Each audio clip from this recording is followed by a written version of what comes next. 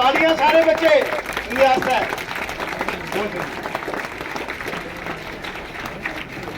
बहुत शुक्रिया साहब।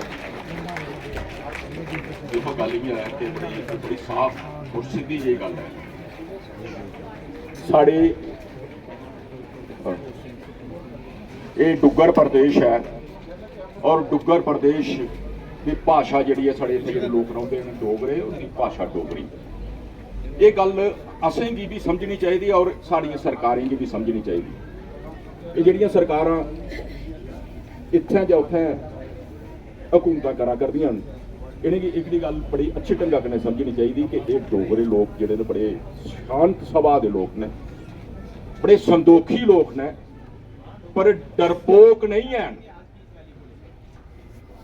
ये साढ़े कन्नै जनरल साहब खड़ोते दे जनरल ये फौजा दे फौजा च आए दे। साड़ी हिंदुस्तानी फौज जिहड़ी है उसदे च डोगरे दियां कुर्बानियां अज भी सुनहरी अखरें च लिखोई दियां।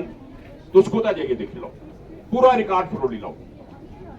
ते इस करियै इनेंगी अंडरमाइन करना जां इयां नखेद समझना कोई अच्छी गल नहीं है। 311 हायर सेकेंडरी स्कूल ने जम्मू प्रोविंस। अस श्रीनगर वाले की गल नहीं करा दे। श्रीनगर वाले कन्नै जो मर्जी करो तुस, असीं नहीं उदा कोई भी। तुस उनेंगी एक दिओ, 4 दिओ, 10 दिओ, आओ अपनी वकालत आपू कर देन। पर इत्थे 311 हायर सेकेंडरी स्कूल जिहड़े न ओह सरकारी जम्मू प्रोविंस च ते 3 पोस्टां तुस दिंदे हो।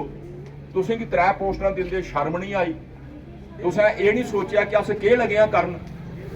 ये केह् होआ करदा है? 21 पोस्टां उत्थे ऑलरेडी हैन, एक बंदा लगे दा, 20 खाली पेदियां न, ओह भी नहीं कड्डियां। उगै कटदे ते लोग जां तो संदोख कर लेंदे कि नहीं चलो 20 होइयां न, होर कोशिश करके होर 40-50 हो जाङन। गवर्नर साहब कन्नै साड़ी बलाटी हुई, उन्हें आखिया कि हाँ जी ठीक है अस करके। पर थोड़े दिनों बाद इलैक्शन अनाउंस हुई, कोड ऑफ कंडक्ट लागू हुई आ। शायद उनकी एक मजबूरी रही हो, वो कुछ नहीं करी सके।